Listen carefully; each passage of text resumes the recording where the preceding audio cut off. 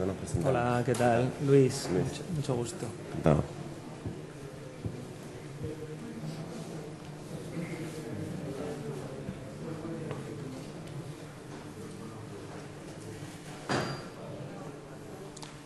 Hola, buenos días. Si os parece, podemos empezar la primera rueda de prensa de esta mañana sobre la película que acabáis de ver en el pase de prensa en los cines Centro, Mal día para pescar, esta coproducción hispano-uruguaya. Y para hablar de ella, para conocer mejor la película, nos acompañan pues al extremo de la mesa, a vuestra derecha, Gary Piquer, actor protagonista; en el centro, Álvaro Brechner, director de la película; y a mi lado, Tomás Cimadevilla, que es el productor.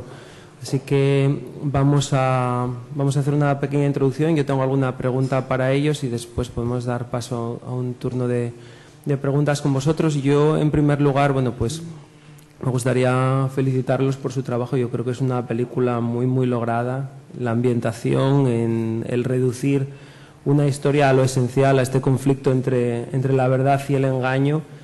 Y me gustaría preguntarle en primer lugar a Álvaro, que es también guionista de la película, co-guionista de la película, ¿cómo hizo para enfrentarse al texto de Onetti y sintetizar la historia que él quiso contar en su película?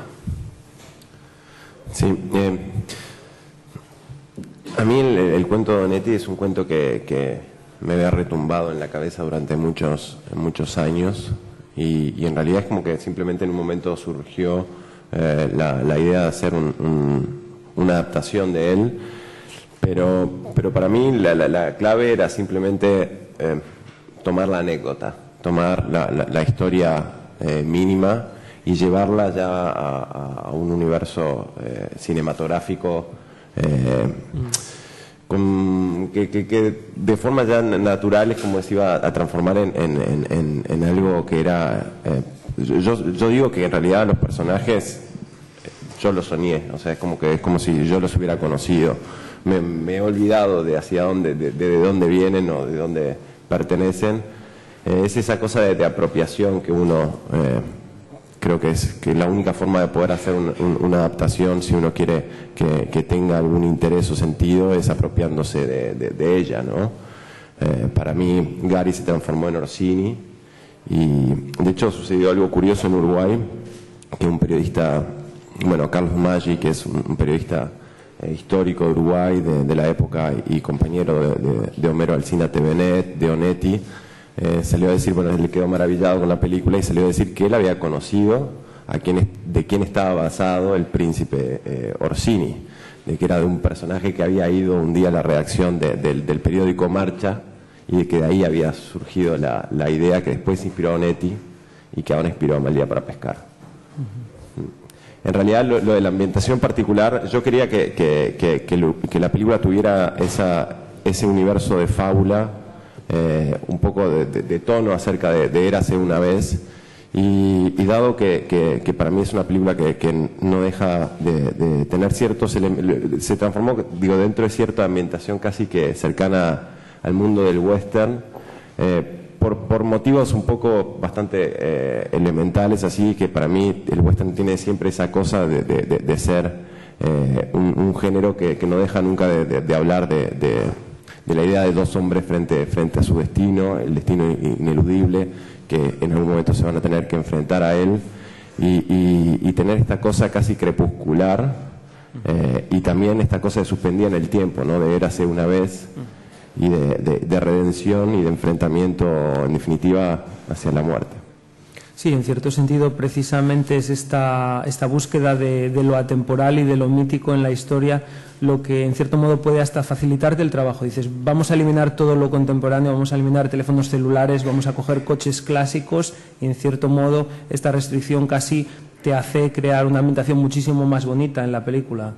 Claro, generalmente siempre una de las cosas que de hecho hablábamos cuando el proyecto se preparaba, yo vivo desde hace 10 años en Madrid y el proyecto está totalmente concebido desde Madrid.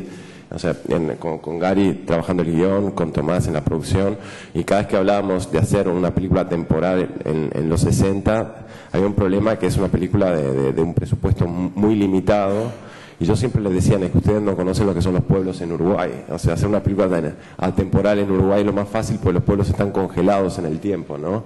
Había que recrear una atmósfera un poco de fábula, pero realmente lo atemporal en Uruguay, en estos pueblos, están absolutamente congelados en el tiempo. Es como una cosa que retrata mucho en sí cómo se vive en estos lugares. Me gustaría también plantearle una pregunta a Gary como protagonista, como la persona que hace este papel de Príncipe Orsini. Yo creo que tiene que resultar bastante difícil para un actor que tiene que meterse en un personaje e interpretar a un mentiroso total, a una persona que está fingiendo todo el tiempo. O sea, ¿cómo hiciste para crear este personaje y para mostrar esas fisuras que va abriendo poco a poco? Bueno, un mentiroso no es muy difícil de interpretar. O sea, los actores lo hacemos cada día, ¿no? Cuando intentas venderte en una producción, estás mintiendo continuamente. Pero el caso de Orsini fue muy fácil para mí, realmente, porque al haber colaborado con Álvaro en el guión, el personaje estaba prácticamente, o sea, lo conocía de arriba abajo. O sea, era como un calcetín que le había dado la vuelta. Y la relación que tenía con todos los demás personajes también estaba muy clara. Entonces, claro, se presentaba un problema que era cuando había que empezar a rodar, o sea, olvidarme de todo lo que conocía del personaje. Y ese fue un poco el trabajo que hizo Álvaro. Porque Álvaro me dice, Gary, o sea, tenemos ahora que olvídate de Orsini, del guión, olvídate de... Y vuelve a retomarlo, a cogerlo en el set, una vez llegué a Uruguay. Y después con la gran ventaja de poder tener casi un mes de ensayos, de trabajar con los demás actores, pero no trabajando el texto, sino improvisando, conociéndonos. O sea, no resultó nada difícil porque el día que yo pisé Uruguay era ya el Príncipe Orsini, o sea, era el mentiroso compulsivo ya. Yo quiero solamente decir algo con respecto a esto, y es que yo creo que, o sea, Orsini, por supuesto, es un vendedor de sueños. A mí me gusta decir que es vendedor de lociones mágicas, no de pócimas, que llegaban a las tabernas a vender el crecepelo, y que su problema es que dejó de creer, ¿no? Es un Quijote que perdió la fe, que es el origen de su problema. Pero yo creo que no es un mentiroso. De hecho, está diciendo la verdad desde el comienzo al final de la película. El problema es que él no cree en lo que está diciendo y por eso nadie le cree lo que está diciendo. Pero en sentido estricto está diciendo la verdad, y llegado el momento del final de la película se comprueba que en realidad todo lo que él decía era verdad.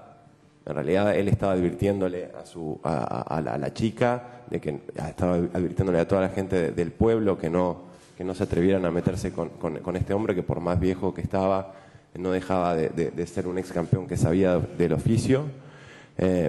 Y en realidad en esa escena final que tiene con Adriana, de alguna forma no deja de estar implícito esta idea de tú me habías advertido. En realidad no es una película que habla de si Orsini miente o no. No es un tema de mentir, es un tema de creer o no creer. Y ahí hay un matiz que es como que para mí clave en lo que cuenta la película.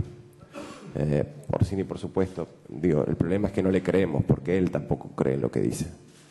Pero está diciendo la verdad, de hecho.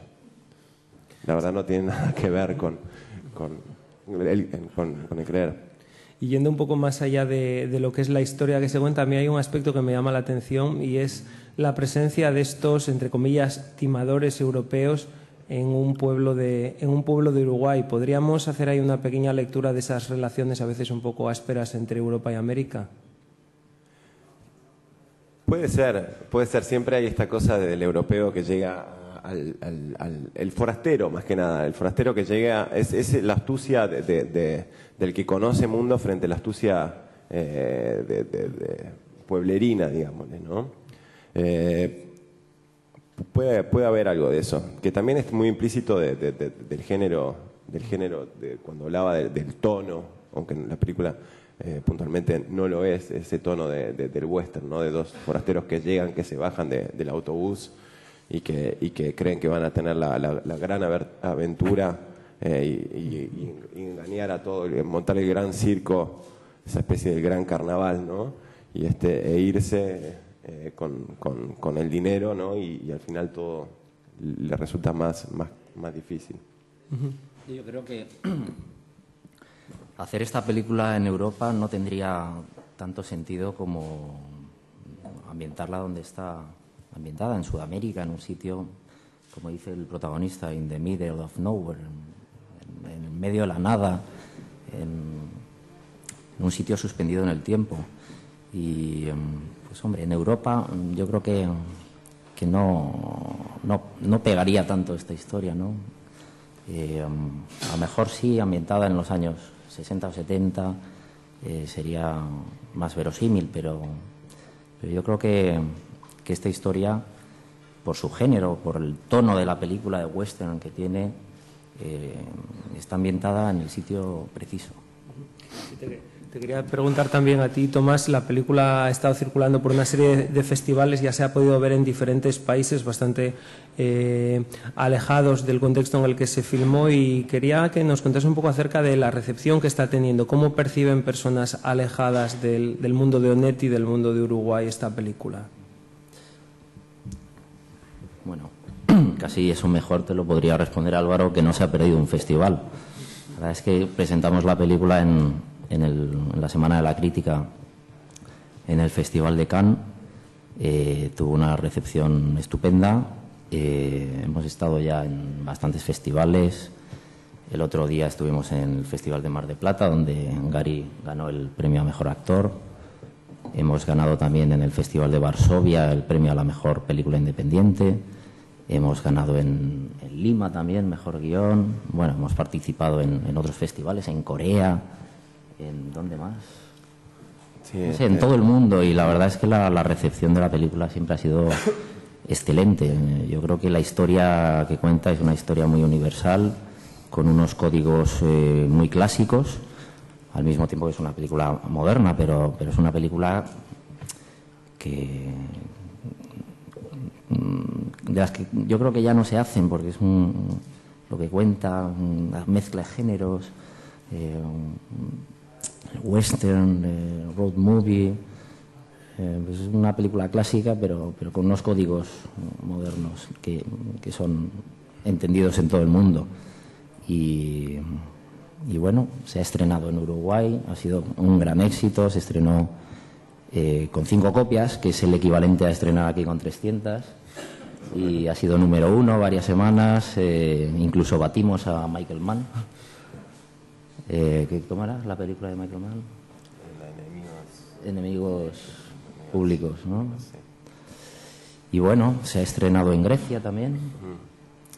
Y en España se estrena el 11 de diciembre. La verdad es que estamos bueno, bastante con mucha expectación a ver qué pasa aquí. Tenemos una pregunta ya. Hola, ¿qué tal? Yo quería preguntarte a ti, Álvaro, ¿por qué nos haces creer que el campeón se está dejando matar? Hay un momento en el que cruje por dentro y un momento que dura bastante hasta que reacciona. ¿Da la sensación de que se está queriendo dejar morir? ¿O lo he entendido mal?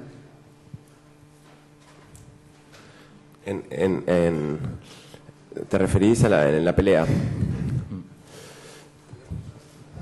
Es una pregunta difícil, porque para mí es como responder a por qué se ha dejado estar matando de alguna forma a lo largo de todos los últimos años, porque no deja de ser un luchador de lucha libre profesional, deportiva, que se ha convertido en una especie de mono de feria, que se ha dejado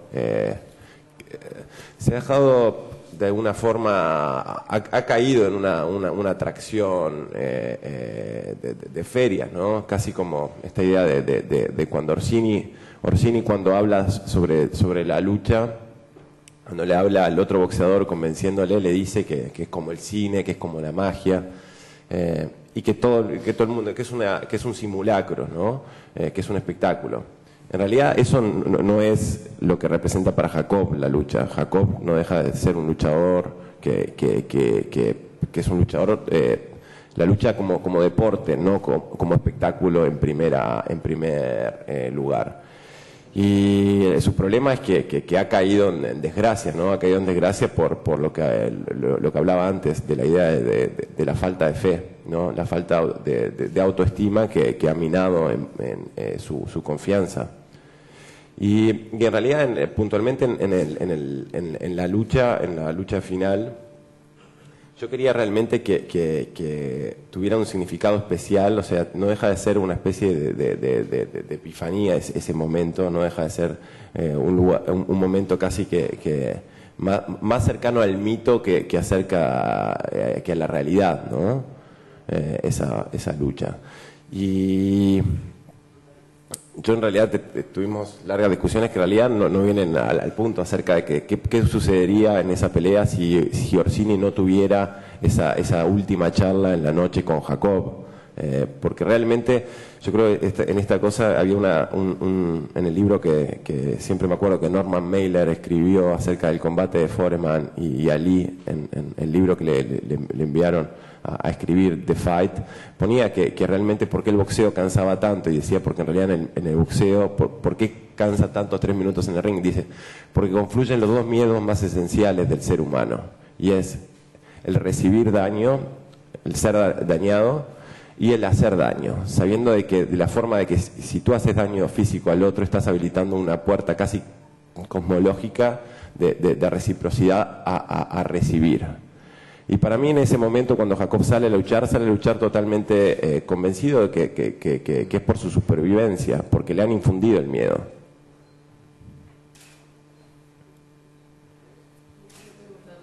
Primero, el compañero de reparto de Gary, que nos hablaras de él, de cómo le encontraste. Y luego también esto que estabais comentando, que la película funciona también en todas partes. ¿Por qué los perdedores funcionan también en el cine? Mucho más que los triunfadores, ¿no? Hay un cierto romanticismo en todo eso. La primera que me dijiste me quedé pensando en los perdedores. Ok. No. Bueno, Joe Cuajola es el personaje que hace de Jacob. Él viene del mundo del deporte. Él fue el hombre más fuerte del mundo de verdad. Fue durante 3 años el hombre más fuerte del mundo en las competencias que hacen en ESPN, que arrastran camiones y levantan piedras de 450 kilos y recorren 50 metros. Bueno, él fue el campeón y en realidad fue invitado a hacer la película Invencible de Werner Herzog, protagonizada junto con Tim Roth, y ese fue su primer papel. Y a partir de allí después Ridley Scott lo vio en esa película, lo llamó para hacer El Reino de los Cielos, y cada tanto hace alguna película. Esta creo que es su 5ª o 6ª película. Y cuando estábamos buscando para el cast, realmente era un cast tan difícil por las condiciones físicas que requería, que buscamos varias posibilidades. De hecho, estuvimos también en Alemania con Nikolai Valuev, el peso pesado más pesado de la historia del mundo del boxeo. Pero al final, como nos acordábamos de esta película, y le llamé, vino a Madrid, hicimos un ensayo, y fue fantástico. Y él estuvo dispuesto a engordar 15 kilos para el papel y ponerse a aprender lucha libre con el campeón finlandés de lucha libre. ¿Son los perdedores? ¿Querés contarnos algo? No, sí, vas bien. John, ¿vos querés contar? John, es que no sé, no sé, porque en realidad a mí nunca como director yo me posiciono en pensar que son perdedores. Realmente a mí me gusta entender a los personajes tratar de entenderlos con otorgarles el mayor cariño y compasión que se pueden tener por cada uno. Realmente creo que cada uno tiene sus motivos para cómo ser. Lo que sucede con estos personajes es que tienen ambiciones muy, muy serias en la vida, ¿no? El problema de la vida los pone en situaciones muy ridículas, y eso de ahí se origina capaz que un poco el término de la idea de ganador o perdedor.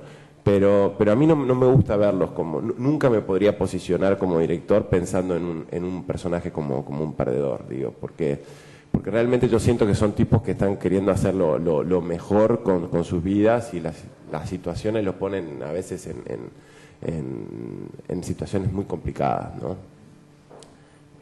Pero así, me cuesta como que verlo de afuera y decir son perdedores. Buenos días. Perdón.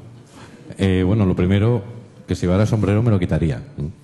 Lo segundo, quería preguntarle sobre todo a Gary, ¿cómo ha compuesto ese personaje que nos recuerda tantísimo y que es lo que creo que completa esa visión de western totalmente?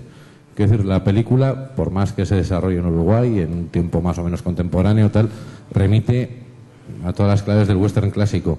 Y me gustaría saber sobre todo eso, Gary, cómo has compuesto ese personaje, que hay momentos que nos hace pensar en Clint Eastwood, hay otras veces que incluso recuerda a un John Wayne perdedor. No sé, ¿de dónde ha salido todo eso? Bueno, si fuera Clint Eastwood sería un honor para mí, pero no, yo creo que los personajes más bien Lee Marvin, ¿no? ¿Por qué lo dices? Por el pelo blanco, ¿no? No será por la bebida. No, yo creo que los personajes tienen un ritmo todos, y este tiene un ritmo determinado, y ese ritmo creo que coincide mucho con el ritmo del western. Pero yo, siempre que trabajo un personaje, un actor lo trabaja desde el instinto, nunca desde lo racional, y muchas veces el personaje surge con un beat, con un ritmo. Y el vínculo de Orsini con el western, aparte que dice Álvaro del crecepelo, que también hay mucho de cierto, ese tipo que llega al pueblo a vender la pócima, pero el personaje tiene ritmo de cadencia de western. Y eso te lleva instintivamente a interpretarlo en esa tesitura.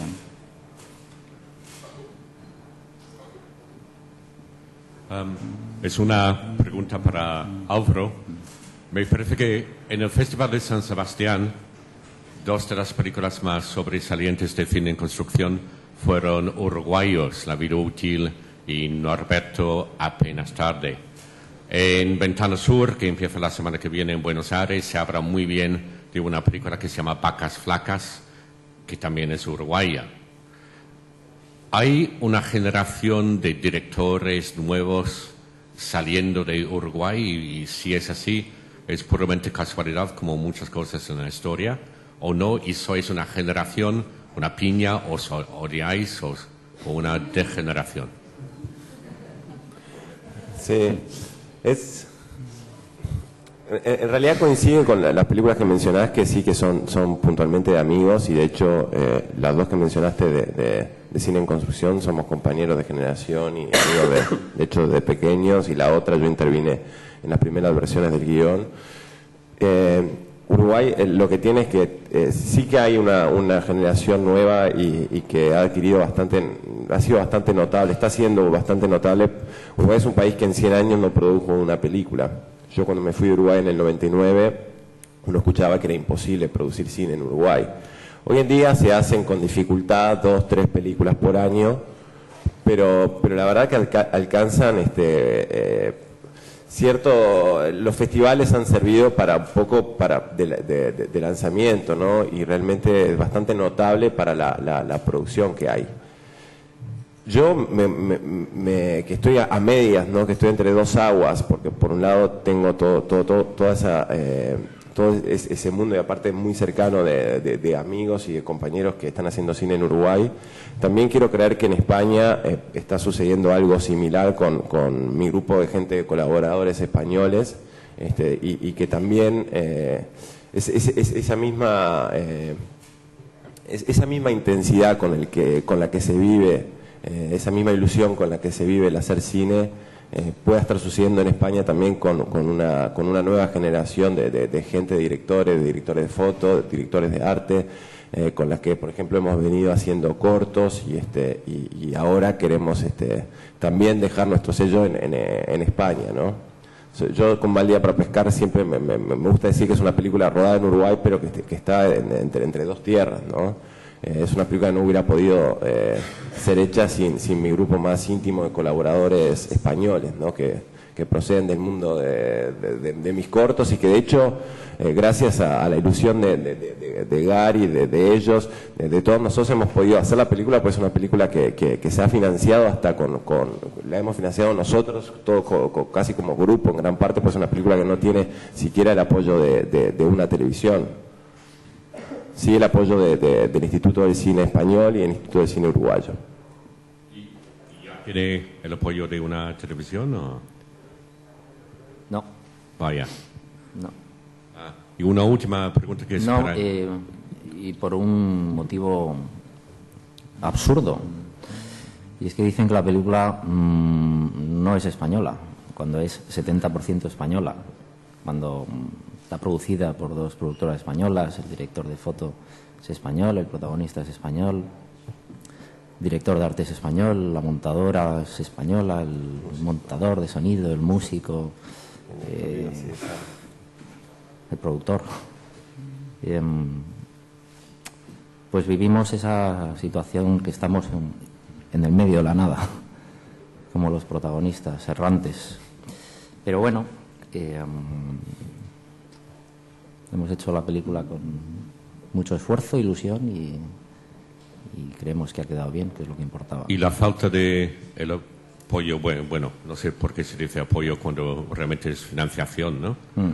De una televisión española, en este caso, puede afectar vuestras posibilidades de hacer películas parecidas, por lo menos en su montaje financiero en el futuro. Es que a mí, sin ponerme a hablar de políticas de televisiones, una película como esta que ha estado en Cannes y lleva no sé qué cantidad de festivales y de...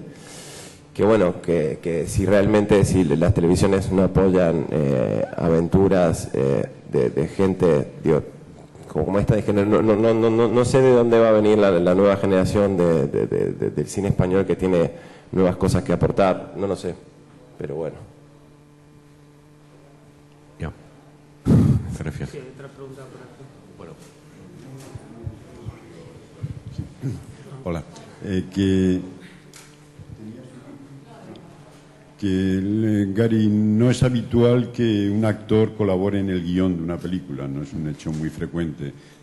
Vosotros ya habíais hecho, Álvaro y tú, un corto juntos, si no me equivoco. Entonces, en ese sentido, esa implicación tuya en el proyecto o en otros futuros proyectos significa que quieres participar desde el principio en la elaboración de una película, que no te limitas a ser un actor que interpreta un papel. Y por otra parte, quería saber también un poco, al hilo de lo que se comentaba ahora, las características de la coproducción. No es tampoco habitual que haya una coproducción entre España y Uruguay. ¿Cómo han sido los pasos sucesivos para conseguir, a pesar de no tener el apoyo de las televisiones, poner la película en pie?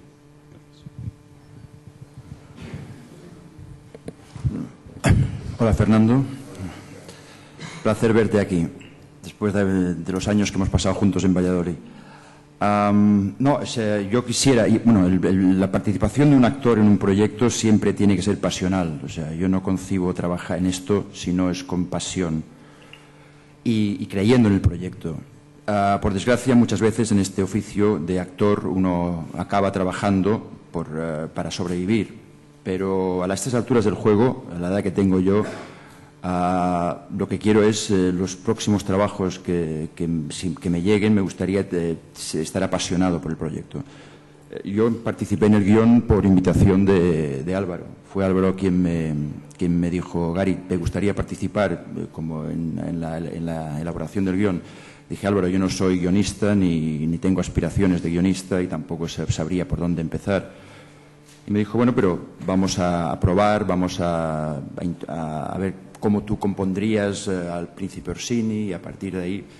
Y fue jugando. Siempre digo que yo colaboré en este guión jugando, o sea, haciendo mi trabajo, haciendo el trabajo de actor. Y en el momento que uno entra dentro de ese juego de la imaginación, de la libertad, cuando un guionista y director es generoso, como en este caso es Álvaro, es muy fácil colaborar, ¿no? Pero para mí fue un placer y me gustaría pues seguir en esa línea en lo posible. Sé que puede ser once in a lifetime, pero si surgen más, mejor. Hola. Había otra... Bueno. Perdona, que ahí había otra pregunta. Pero la de la coproducción. Enseguida pasamos contigo. Bueno, en realidad el proyecto... Mal día para pescar, cuando se empezó a gestar, en realidad es una coproducción entre 3 productoras, una productora uruguaya y 2 españolas, Telespan y Baobab Films. Y en realidad es una, bueno, no sé cómo, él recibió la ayuda delicada a nuevos realizadores. Es una coproducción del 70% española y que tiene, bueno, en realidad la mayoría de integrantes, aparte de Gary, como dijo Tomás, director de foto, director de arte, músico, sonido, montaje, que en realidad es mi grupo de colaboradores con el que he hecho mis 3 cortos en Madrid también, gente joven y bueno, en realidad es como Mal día, es su segunda o tercera película, son también de la camada que hicieron Bajo las estrellas, y no sé, es eso. Y la verdad que si a nivel financiero realmente la ayuda, por ejemplo, del ICA fue fundamental. Se obtuvo también fondos como el de Ibermedia, algún fondo en Uruguay, y después se ha podido financiar con recursos propios de las productoras y la inversión particular de varios de los profesionales que estamos. O sea, estoy hablando de nosotros y después de varios de los jefes de equipo, que realmente que creyeron a muerte en que esta era la película que habían soñado con hacer el día que decidieron hacer cine. Y por mi parte, a mí se me conoce sobre todo como productor de comedias con mayor o menor éxito, con Pagafantas, el otro lado de la cama, etcétera. Y de vez en cuando intento desarrollar o participar en alguna película más arriesgada, digamos, con un carácter más independiente, como es el caso de Mal día para pescar. Bueno, pues de alguna forma lo que ganamos con las películas más comerciales intentamos invertirlo en un cine más personal, y por eso nos metimos en Mal día para pescar, porque es un proyecto, bueno, muy atractivo, y a mí me fascinó desde que lo leí, aparte de que conocía a Álvaro desde hace años, de haber visto sus cortos, etcétera, pero creía que había una película muy interesante por la que apostar. Lo que no me esperaba es que, a pesar del magnífico resultado de haber participado en Cannes, en tantos festivales, y la buena acogida que ha tenido la película, que no fuéramos a conseguir lograr más recursos financieros, es decir, recuperar la inversión. Vamos a ver qué tal va en taquilla, pero bueno, hacer este tipo de películas pues a uno le congratula y bueno, es un esfuerzo superior al que te supone pues hacer una película más convencional, comedia, juvenil, etcétera.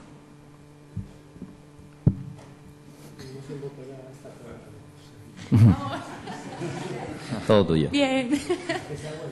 Bueno, primero felicidades por la película. Me ha encantado. Yo no suelo apostar por el cine español, que nadie me pegue, pero he recuperado la esperanza, aunque digan que no es español.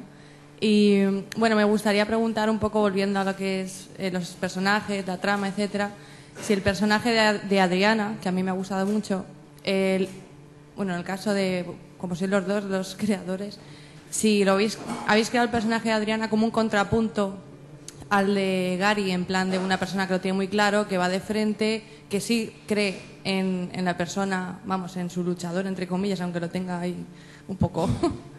Y si a Gary le ha servido ese personaje también como apoyo interpretativo. Claro.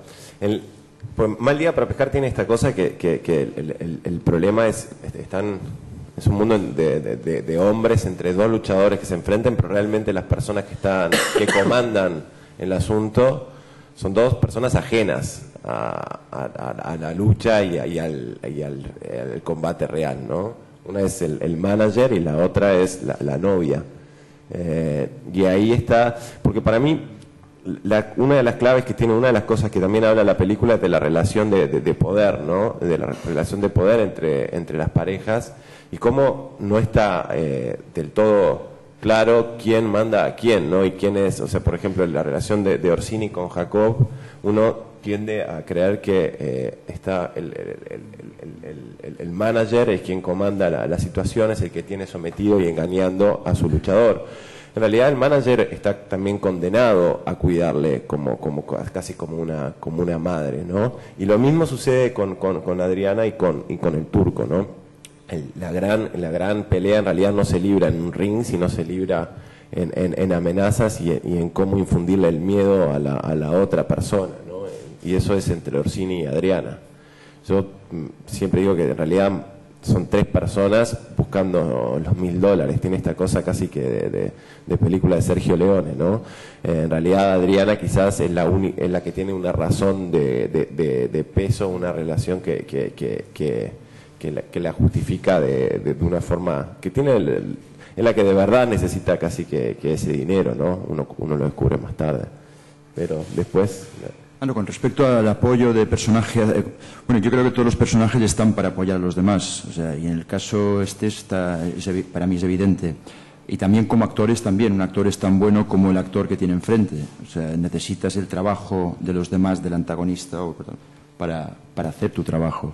Tanto actores como personajes, todos están para apoyar al otro. Sí, sirvió de apoyo.